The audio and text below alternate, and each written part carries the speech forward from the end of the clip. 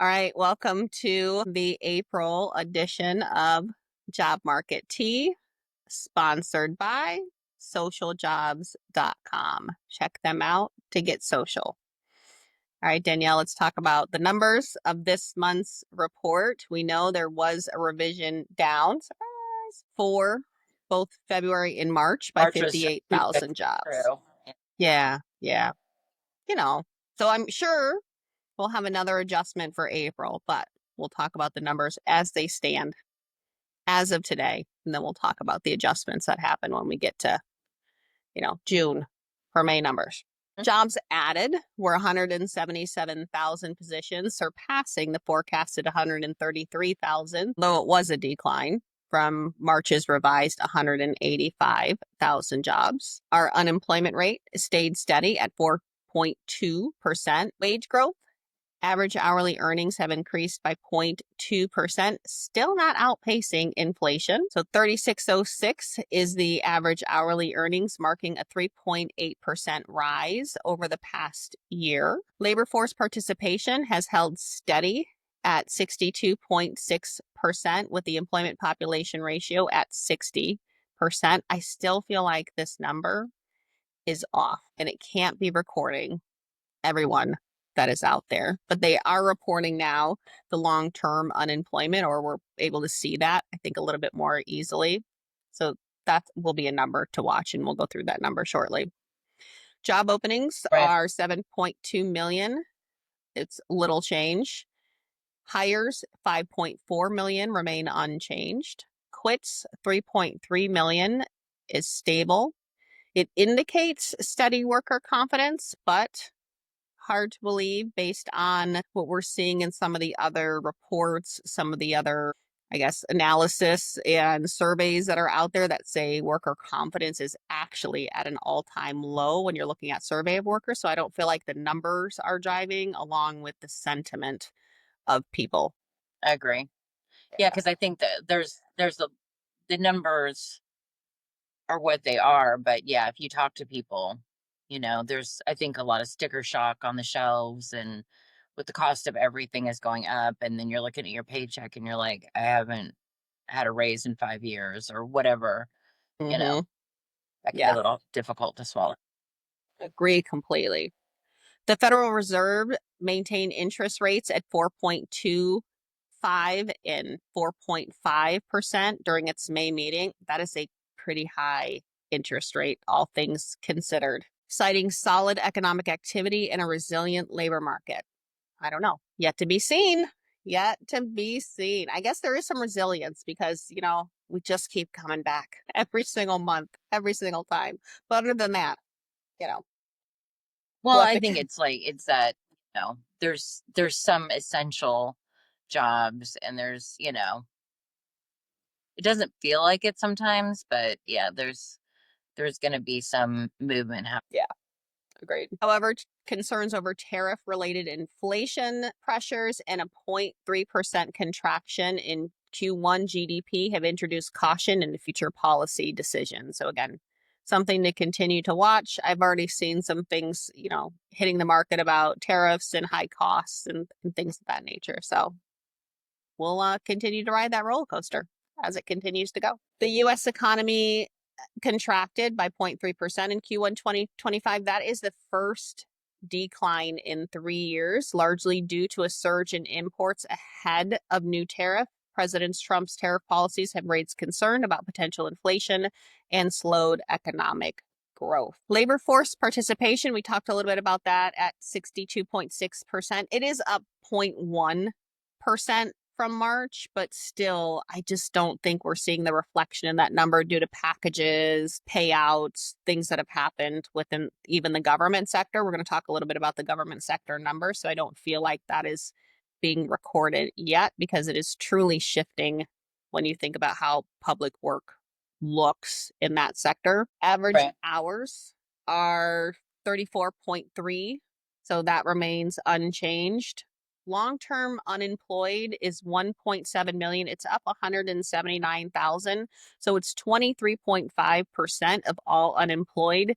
In the definition of long-term employment is unemployed longer than 27 weeks. Danielle, we were talking right? earlier. We mentioned Yeah, 26 because weeks. like here in California, if you collect unemployment every week of a claim, there's only enough to see you through 26 weeks, but you can't start a new claim until a full year has passed. So, I mean, I know that that's sort of an incentive to get work, but at the same time, it's totally not enough to live on. And what do we figure out? The numbers was around of that percentage is around 400,000 people Yeah, are, closer to 5K. I think it was like yeah. So it's 490 or just, something like that when we did the math. I think it was like almost 400,000, 399.5. Okay, 400,000. Math's not my thing. Yeah. Yeah, well, but that's a lot of people. I mean, It is. in the abstract, when you say a percentage in the abstract, it doesn't seem like a lot. But then when you Hmm. think about how many people that is that are, you know, because I feel like the 4%, 4.2% is such a low number, but then that, when they're factoring in things like new unemployment claims, current unemployment claims, and things like that. So, but people can get work and then not report it, and say, it's not like you're calling the employment development department and saying, "Hey, I got work, so I'm not going to be filing a new claim." You know what I mean? Like it's Yeah. especially long term. I don't know what I'm saying, but it's it's definitely interesting to kind of see it in actual real numbers. Yeah. I smell what you're stepping in because even like when I think about who's claiming unemployment, not everyone is eligible to claim unemployment based on the way that you've worked, right? If you're on a W-2, sure, right? But if you're 1099, you're doing different things, you can't go and collect unemployment. So I also, and there's people who just don't based on, I don't know, system errors, issues. Maybe they think they're going to go back to work sooner, so they never end up filing, whatever the case may be. But there's also a lot of people who don't file, or like in the state of Florida, I think is it $250 a week? I think it's even less than that. So when everything is said and done, I don't know. I think there's a lot of people who are like, will it help me? Yes, but they don't get to that point where they file. So I think this number is not an actual accurate reflection of that. How many people have been out for 27 weeks? I think it's higher than that. Yeah, it's all just about what you've Hmm. actually claimed, because if you're and a lot of times too, there's some government jobs where you can't claim unemployment. Yeah. So there's that too. So people who, I mean, who have been laid off from government jobs, I know I've seen things saying you may be able to, and I think that there's probably some loopholes in the process based upon like maybe a certain number of people are laid off or your department is shut down, like whatever the case may be, there's probably some wiggle room there, but it's not by and large the norm for Yeah. sure. Yeah, agreed. Sector highlights: healthcare is up 51,000 jobs, with gains in hospitals up 22,000 and ambulatory care up 21,000. Transportation and warehousing up 29,000, driven by warehousing 10,000, couriers up 8,000, and air transport up 3,000. Financial activities up 14,000. That's continuing a steady upward trend. Social assistance up 8,000, slower than its 12-month average of up 20,000. So that number is shrinking as well. Federal government is down 9,000. So federal government down 9,000, part of 26,000 job decline since January due to ongoing efficiency cuts. We'll talk a little bit more about the number. I think it's 260,000 overall that have been impacted and affected. April saw more tech layoffs, 23,400 reported. Meta, Microsoft, UPS are among the companies with the biggest layoffs. UPS, I believe, is driven by Amazon taking in some of their delivery and packaging and not using the outsourced service of UPS. The drivers, again, citing when we think about AI automation, cost cutting, private companies are still restructuring in the name of our favorite word, optimization. Continues to be a theme in 2025, and we'll continue to see that. So the federal government down 9,000 in April, over 260,000. I thought that was the number. It is 260,000 government roles affected year to date through buyouts, layoffs, and early retirement. IRS, VA are among the largest impacted. IRS reportedly cutting 40% of its workforce. Ongoing revamp under Doge is what is cited. And the When VA piece, I mean, is concerning too, because we've already had so many issues within the VA administration with soldiers and veterans getting the right access to care and things. So I'm curious to see how that impacts in the long term yeah, those needs, soldiers and the right. veterans. So, Unless it's and they the just built automation a of brand. systems, I know to get like VA support, it takes a lot of paperwork, a lot of different things that need to happen. So maybe ideally there's some automation that has come into play there, and it's not someone who's actually doing the care portion for our veterans. Yeah, I mean, they just built a new VA facility here. I don't think that it's probably care, and it also looks like offices as well.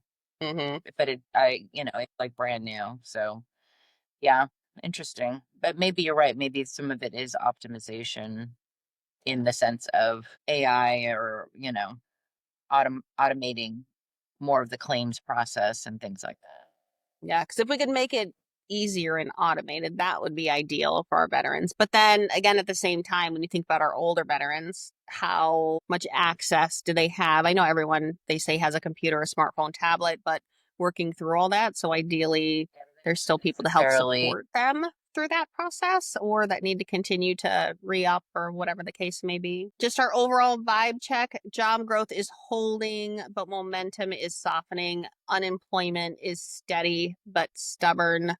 Wages up but not outpacing inflation. Layoffs are still widespread, especially in tech and government. The sentiment is cautious optimism edged out by structural reality.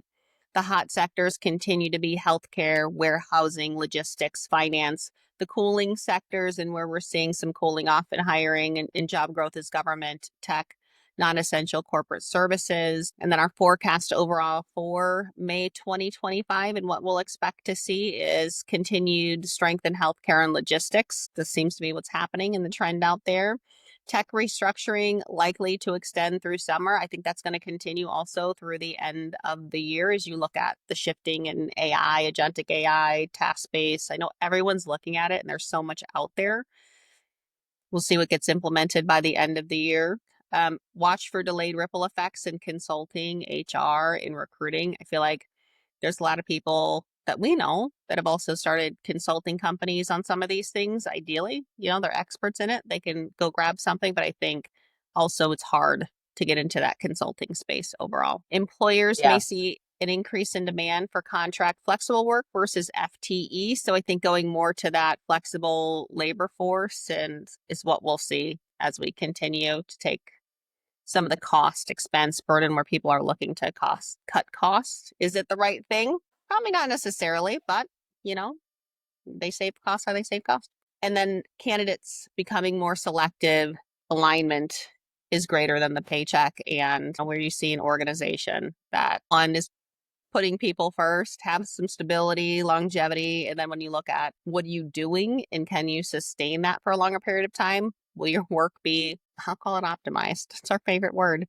Or not, I think you'll see that becomes more important than I'm making X dollars a year, which is still important. But when you think about longevity versus the quick return, people are gravitating more towards longevity. I agree. And the things that we thought would be necessary have kind of shifted.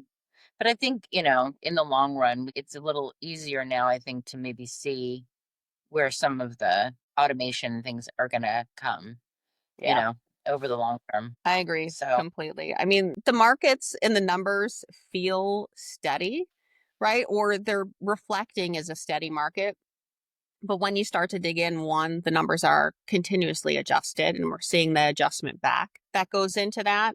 So it's very fragile when I think about the state of work, where we are, jobs being added, efficiencies being found, automations coming into play. We're in this environment where it feels almost a bit like whiplash because it's just ebbing and flowing in every different direction. So the public workforce sector looks more different than it ever has, which again, time will tell. Is that a good thing? Is it a bad thing? When you look at VA, is that something that is going to benefit our veterans in the long run? Ideally, it does. So we don't know how some of this is going to play out, but there's a ton of uncertainty in the market, especially with the talk about, tariffs and how our economy shapes out. I think there's going to be upside as we look and continued of what happens, but I also think, it's inevitable that there's also a downside to some things based on perspective and how you look at it and how it actually plays out. For sure. Yeah, I think anytime there's a great amount of change happening in the world, and I think the thing is too is that there's always a lot of change happening. It's just right now I think it feels and seems like more just Mm-hmm. because there's so much attention on it. There's so many things happening at one time that it can feel very overwhelming, but if you look back in history, there's always a lot of stuff going on at one time. I think just right now it just seems like that more so. But so in that sense, it becomes a little overwhelming. But, sometimes I'm out and I'm like, people are just doing their normal things, just doing, what they do. And, you still have to keep living your life and doing the things that you need to do and moving forward. So it is a little overwhelming, but it is, it's what we do. It They're over is. there in Italy and electing a new pope, and things are just Mm-hmm. happening. First American pope. I just thought that was really interesting. Yeah, that is definitely interesting. First Italian American Pope. Italian No, community is I think it's talking a lot about it. yeah. I'd heard that there was an American cardinal who might have a chance at it, and I was like, that would be interesting. Mm-hmm. And just because, especially with what is happening in the world right now, Yeah. and sort of the perception of America, that I almost feel like that was a strategic decision with the conclave, just like, did they think maybe it would be a good idea to have an American, who can kind of help somehow? I don't know. Yeah. We'll have to see. Yeah. Yeah, it is really interesting, and it's interesting timing as well when you think about it, based on everything that's happening right now and how the world is evolving and changing. And I know there are people on both sides of the fence on that. Some of it, good, some of it bad, or they feel different ways about it, again, based on your perspective and where you're sitting and what's happening and how you're looking at it just overall. So this is going to Right. be constant. I don't see, Danielle, an end to the change that we're experiencing, especially as quickly as things are changing and evolving in our world today. I think we've Right. said this probably last episode, and we talk about this all the time, but it just, at the pace and speed in which we're going, I just don't see it slowing down anytime, in the way that technology is developing and how quickly that is evolving and rapidly changing. It's an Yeah, interesting I agree. time to be alive, that's for sure. Really is. I mean, I would like to live in less interesting times sometimes, but it is definitely interesting. But it's, yeah. I mean, I think I referenced the Pope being elected because it's just such a, I'm not Catholic, so it doesn't impact me in any way, but I just find it interesting because it's such a historical moment of, something like that happening. Whereas if you look at like Queen Elizabeth passed a few years ago, and then of course Charles was going to be her successor, but it took them a long time to actually do the coronation, and there was all this planning. Whereas with the Pope, they decide, and then they tell him, okay, you're the Pope, and he has to accept, and then that's done. Sort of, the speed at which it happens is kind of interesting compared to our election process, or like the coronation of the kings, to see these things sort of in real time, because the queen had always been the queen in my entire life. So to kind of see that in real time happen with King Charles is interesting. And then I've lived through a couple of new, popes. Pope Francis, I was, sort of the first one I really paid attention to. And then before that, I can't remember. I think maybe the other one, Pope John Paul, I think maybe came in like when I was a kid or something. So Mm-hmm. it's just sort of interesting to live through these times and kind of see how they play out. And there's very historical moments, and the process and the pageantry around it is sort of interesting. I Yeah. just find it interesting, at least.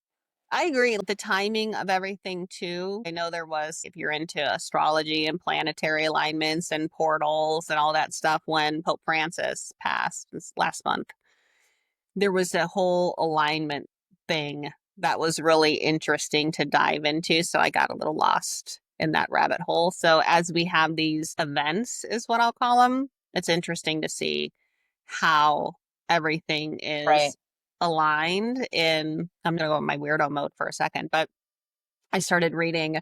It's called Planet Sedna. So Sedna was an Inuit.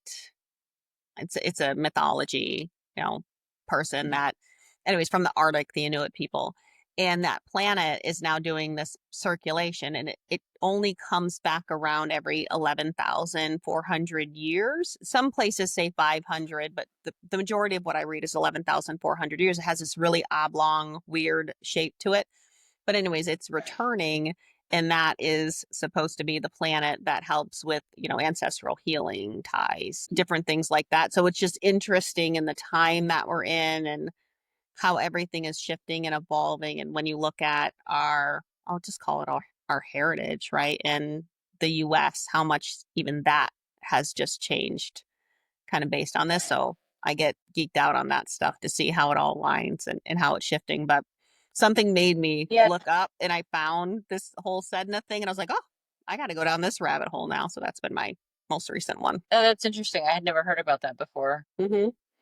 But yeah, that's what I'm saying. It's like I really enjoy like kind of looking at historical things and what's happened, and I like to watch a lot of documentaries and things, and it's always interesting when you kind of see what is going on in the world at a specific time, and how there's, whether it's wars or protests or whatever the case may be, there's always a lot of stuff going on, and that's why I think it seems like a lot to us, but in reality, if you look at it from a historical perspective, it's just sort of a blip that we're going through, right? And I think as you get older, or at least this is how my perspective is, you have a longer perspective on things, and you can kind of look back and think, oh, like I'm reading this book right now, and it's talking about like the year 2000, and Mm, like the build up to the millennium, and like how we went through that, and there was the whole Y2K thing, and it's like that was like such a big deal at that time, but then in hindsight it's like, oh, that was kind of silly, like that we were all like so, you know in uproar about Y2K, and then, and so on and so forth, and how it just kind of, there's always something, things are going on, and yeah, it's interesting. it is. It truly is. All right. You want to stop there? Yeah, yeah, Okay.